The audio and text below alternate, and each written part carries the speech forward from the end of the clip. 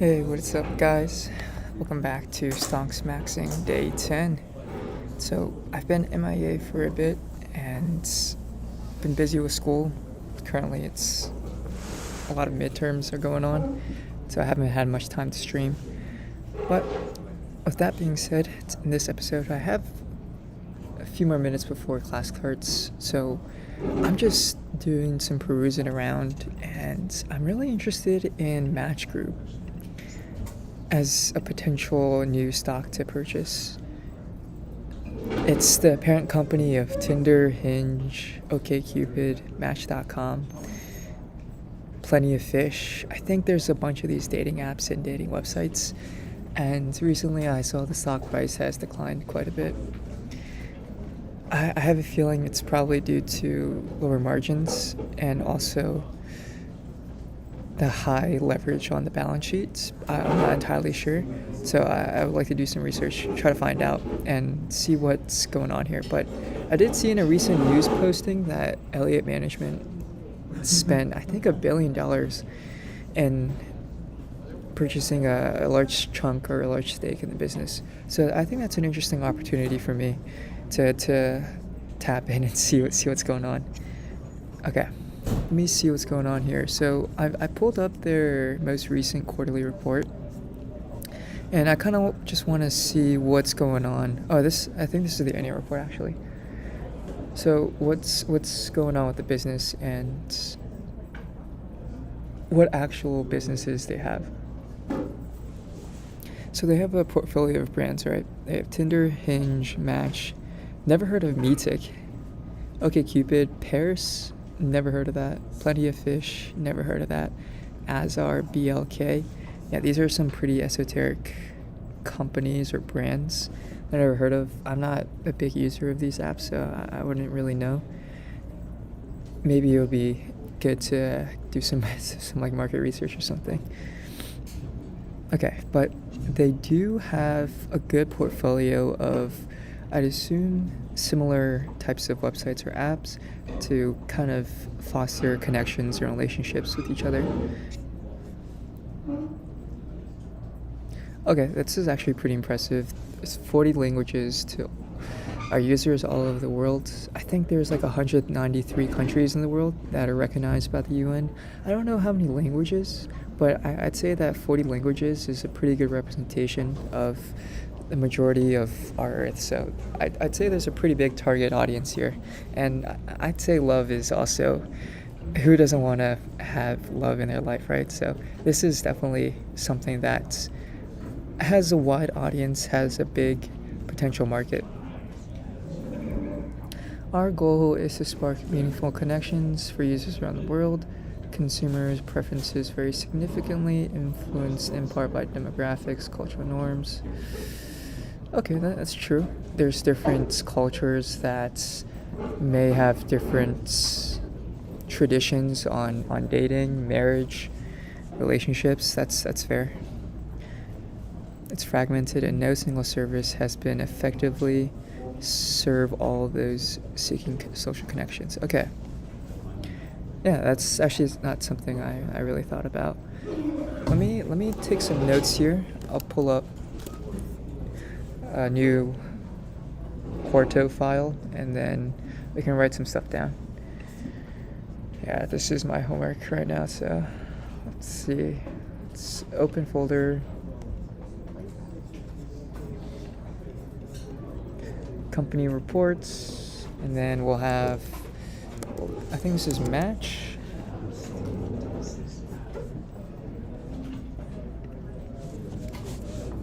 So match.qmd.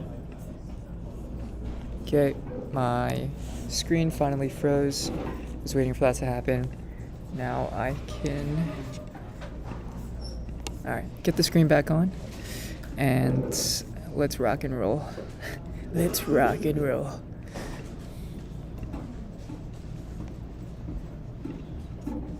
Alright, so we have Match Group. So what does this company do? holding company for lots of dating brands. So Tinder, Hinge. I remember getting these ads for OkCupid when I was a kid. I'm still a kid, but maybe like 5-6 years ago on TV. Plenty of Fish I heard of. What are some other ones that they have here, right?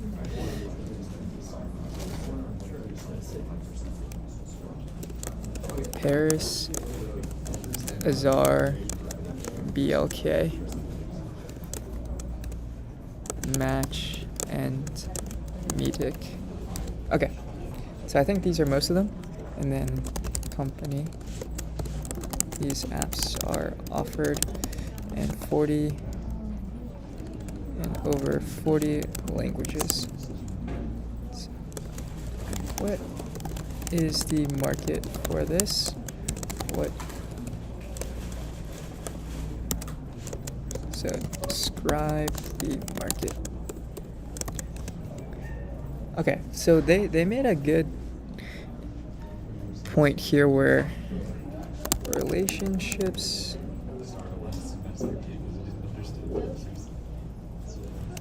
let's say different cultures have different traditions on relationships. So this could be marriage, dating, I want to say friends, family. Having an app that can cater to all these norms is unlikely. Okay.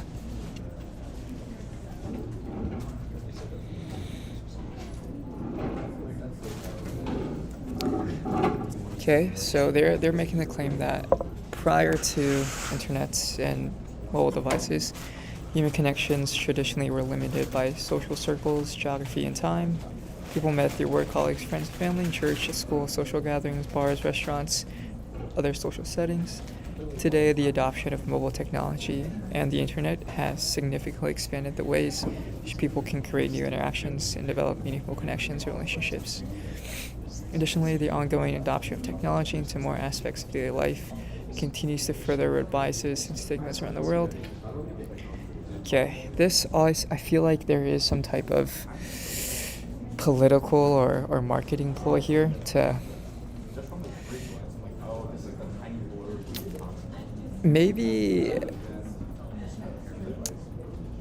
paint these social apps as being more enlightening and helpful to the world than causing strain against existing relationships.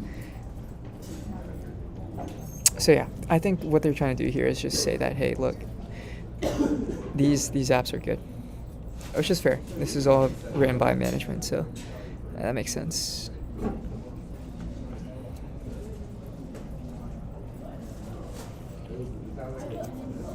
Okay, so they're saying that these dating apps have expanded options, which is pretty funny. I guess they're right. Having a large pool of people is helpful. Maybe it's a numbers game. The search and recommending features, as well as the profile information available on social connection apps, allows users to filter a large number of individuals in a short amount of time. Damn. This is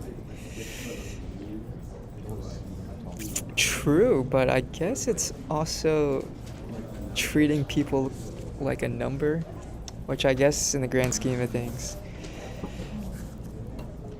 if you are looking for love, then yeah, it really is maybe a numbers game. More comfort and control compared to the traditional ways that people meet. Social connection apps provide an environment that reduces the awkwardness around identifying and reaching out to new people.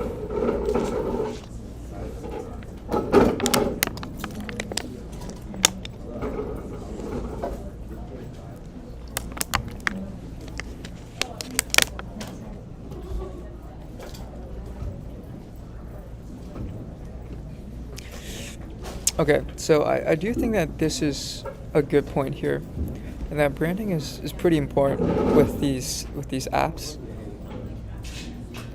So I'm a college student, right? I'm on college campus, and there's a lot of people that I feel like this is probably one of the target audiences for these dating apps. And the way I hear it, most guys or girls have either Tinder or Hinge, maybe Bumble too, but it seems like these two are the most dominant brands. And just so happens that Match.com or Match Group has both of those under its portfolio. So I'd say that these guys are well positioned to really dominate the market. Yeah, they have significant market share and a really large user base that I think could, I guess it could grow, yeah. The one thing I do wonder is, you're not going to have really repeat customers, right? Because the idea of these apps is so that you could have maybe a relationship with someone, and why would you still have the app if you're already in a relationship with someone, right? So I think that the Hinge mission is to design an app that's meant to be deleted, and I think from a financial standpoint, as kind of selfish and greedy as this might sound, but there's not a consistent stream of cash flows from a single customer. If turns out that Hinge is a great product, so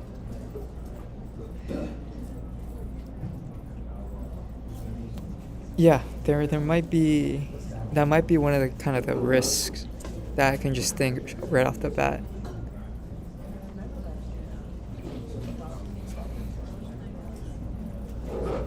Okay, so let's see here.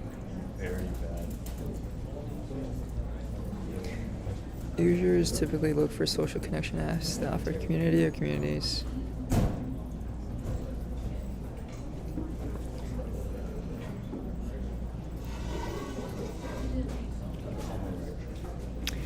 Tinder's patented swipe technology.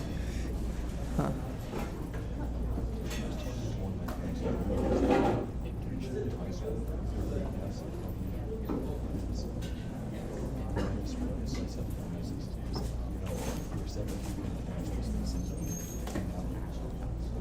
Super likes and boosts on a pay-per-use basis.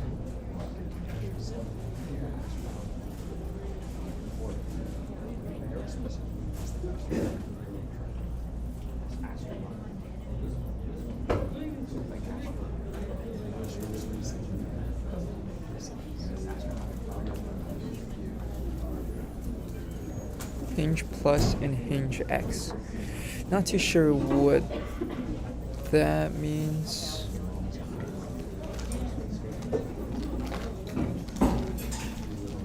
Pairs. Oh, it's pairs, not Paris. Okay.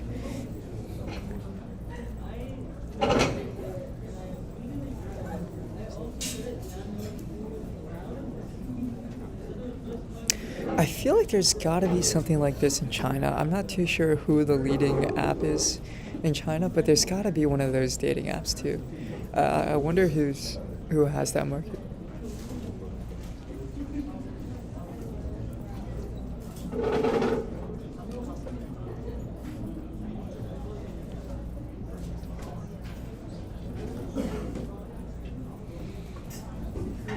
Meetic.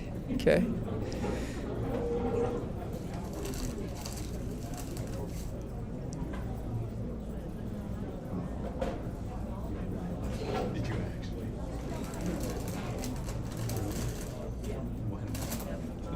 Interesting.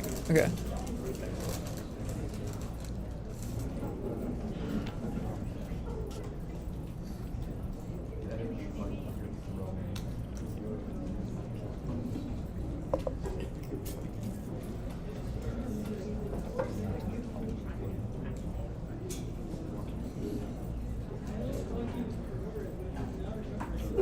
I guess that's true. So not only are you competing with other dating apps, but you're also just competing with social media apps in general.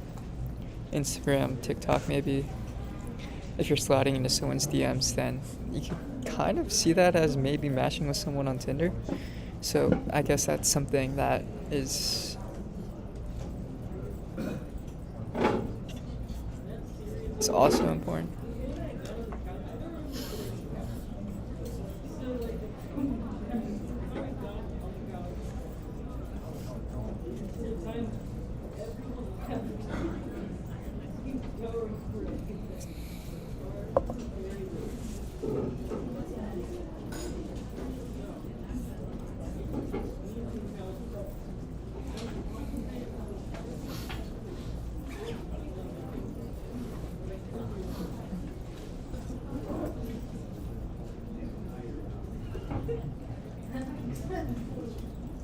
Okay, so this is an important part of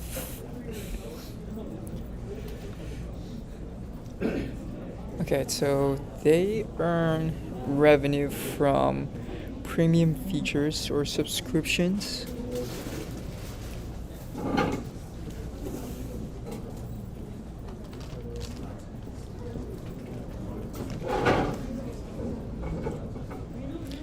Offered on a pay-per-use or a la carte basis.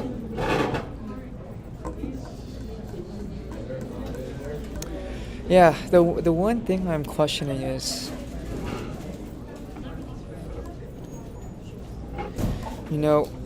do people why would people pay for this if it's free? Is it because of desperation?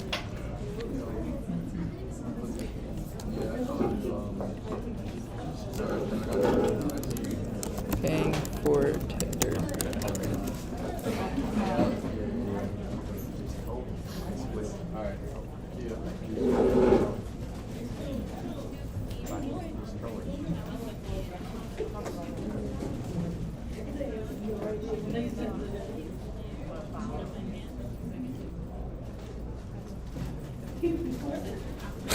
Okay, so I think okay, I guess this is a fair.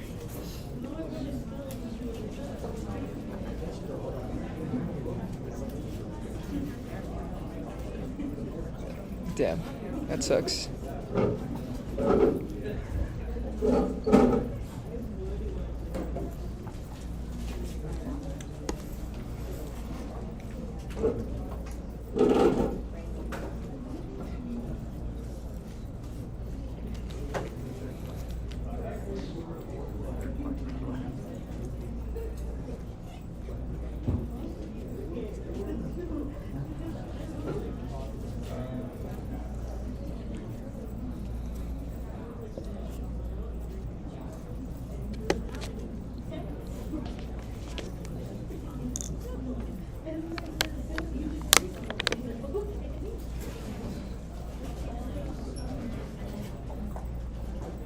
Yeah, this is like what I see the problem could be, right? You're paying for this app to promise you maybe a date or something, and if you don't actually get something from it, then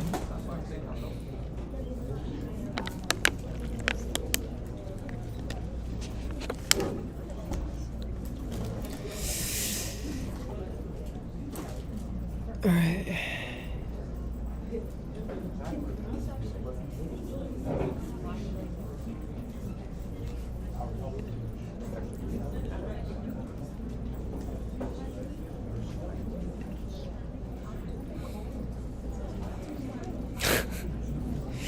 Oh my god, Tinder's algorithm is basically written to just milk your bank account. Okay.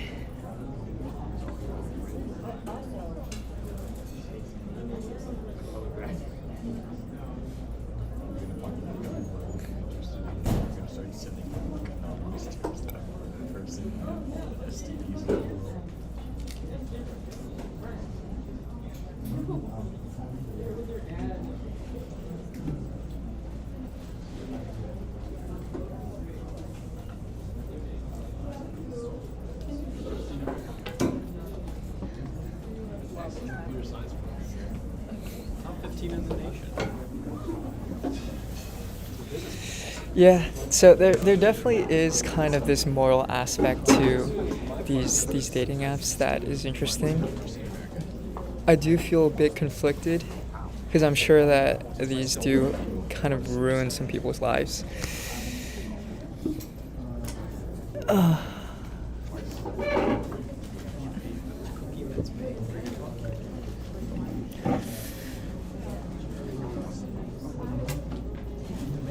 Study spaces at the University of Maryland.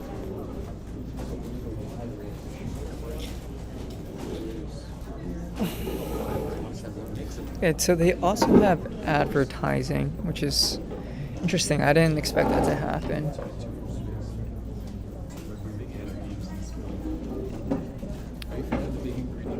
I think. It's an outlet that takes up two outlets. Big ingredient block. Ooh, got one view from Allison. Let's go. Okay, so I'll write this note down about where they get their revenues from. This business model seems kind of suspect.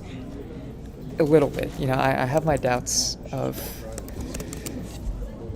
how this works. So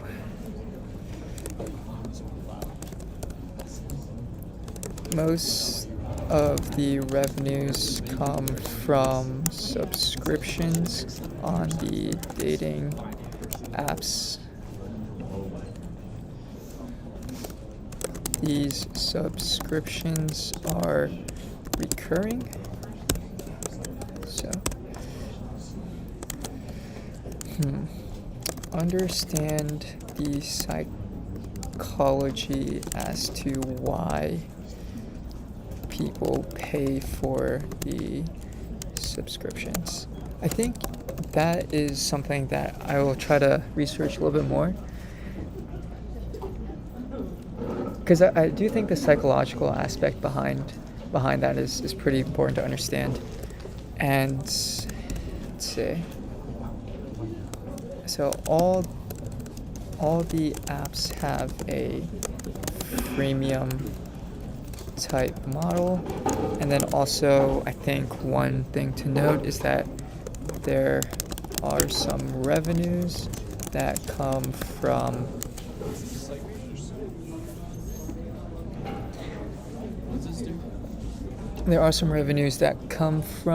what's it called? Oh, advertising.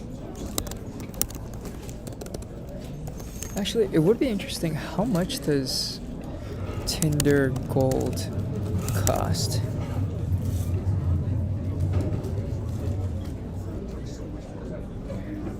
Okay, so you have, holy shit. So there's 3 different levels. Oh my god, okay. There's 3 different levels, and plus gold and platinum.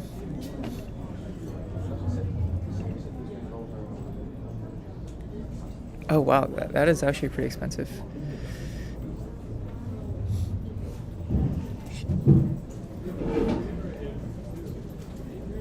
Virtual badge?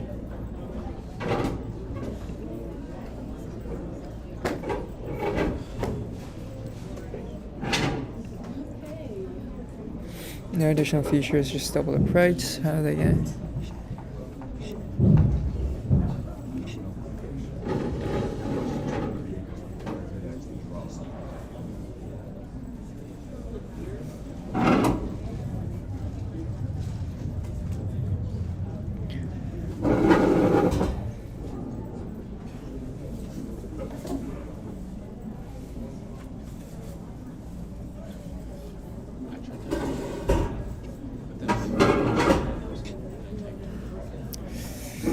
That's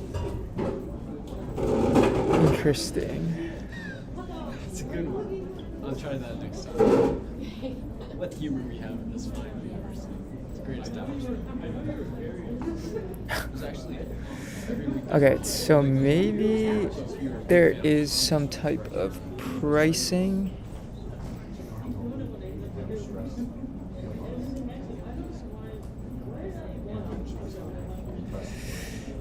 But does that say something about dominance of Tinder in the market that they can kind of get away with this.